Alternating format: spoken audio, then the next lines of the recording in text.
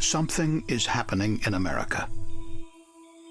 You can feel it in the wind, see it in the cityscapes that stretch before us, watch it appear in the faces of those who have worked so hard for so long. If I'm in the middle class in America right now, I see not only plants closing, I see neighborhood stores closing. I see my educational system failing my kids. I see a government that in some cases is financially bankrupt and can't provide the social services that I was used to seeing. I see a future that's scary to me. Recently I came across a report that talked about the levels of inequality that we have in our society and noted that we haven't seen levels like this since 1929. We listen, gloss over the headlines, read magazines and watch the evening news. We are told every day about the speed of change in the modern world. We hear about the dangers of globalization. The whole world is now competing for the same economic benefit. We struggle to understand it all, but it all becomes only a blur of images and of words. If I'm a member of the people who are socioeconomically in the lower strata of our society, I'm losing hope. There's increasing violence. Our prison system now is more expensive than our educational system. Our nation is in the midst of a perfect storm. If we maintain our present policies, it is very likely that we will continue to grow apart.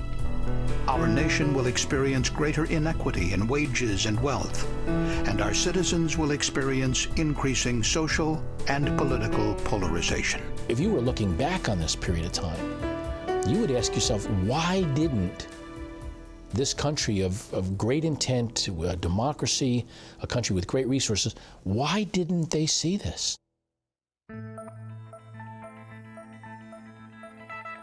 We hear on the news that the world is becoming smaller, faster, more interconnected. We are in the midst of a digital revolution.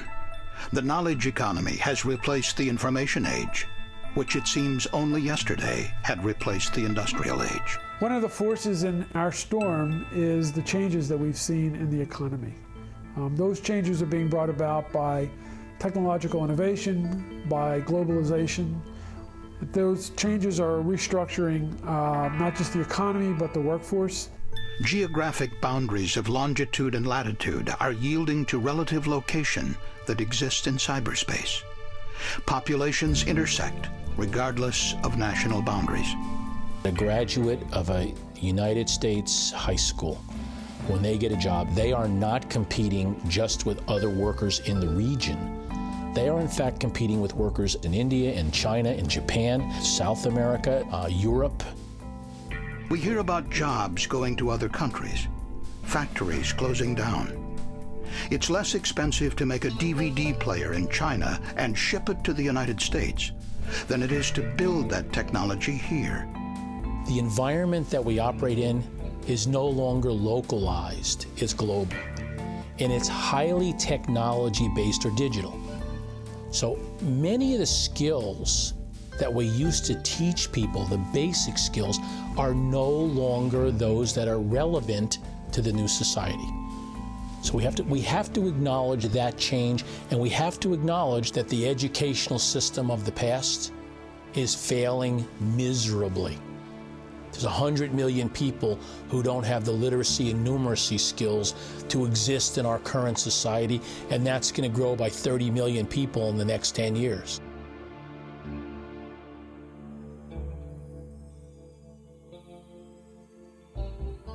I think as a society and as a country, we're at a crossroads. We leave too many kids behind in schools.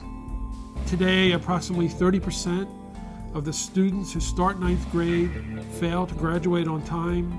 And among those who do make it to the 12th grade, more than 50%, according to NAEP data, lack the necessary reading and math skills that they're going to need to fully participate in our emerging economy. We are losing, from a human capital point of view, a significant percentage of our potential. And that's part of the reason you see the U.S. economy is staggering now. we need to have a human capital agenda. If we don't get that part right, not much else matters. As the economic structure of the nation shifts and the education system struggles to adapt, the demographic profile of the population is changing. We're now seeing levels of immigration that we haven't seen in almost a century. And that immigration is not coming from the European continent where it used to. It's now coming from South and Central America. The Census Bureau predicts that over the next 10 years, foreign immigration is likely to account for more than half of our population growth. These demographic shifts, which include increased immigration, variable birth rates among various sectors of the population, and the aging of the American population, are compounding the lowering skills level of the overall population. At the very time when new and more sophisticated skills are needed in the economy, and when the education system is struggling to adapt to this new environment, the population as a whole increasingly lacks the skills necessary to compete in the global economy.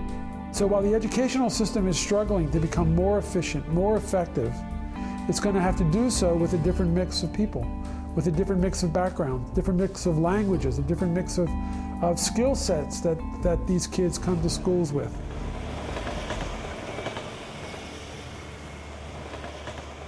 The profound restructuring of the American economic environment, when coupled with the increasingly inadequate skills base of the nation's workforce and the changing demographic profile of the nation, represents a confluence of trends that are creating a perfect storm for America.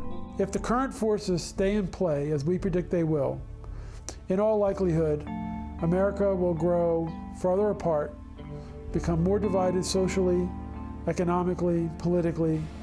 Wages for low-skilled workers will continue to decline, while those with high skills will be in demand and see their incomes rise dramatically.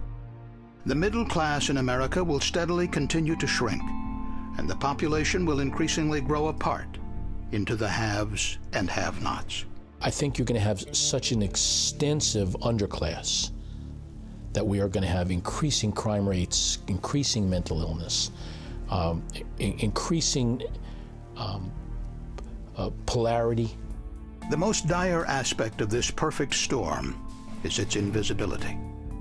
It is approaching America incrementally, not in the space of days, but over the course of years. ETS, the world's largest educational research organization, has seen this storm develop over the course of its research. We've got to take this information and not only bring it to the attention of public policymakers, we've got to find new forums to bring together people to talk about solutions. Absent a radical shift in this nation's attitude towards the education and development of its human capital, the American dream will fall by the wayside of history. We need a clear picture of the challenge we face. We must not allow our country's population to continue to drift apart. As a nation, we must invest in efforts to help us grow together.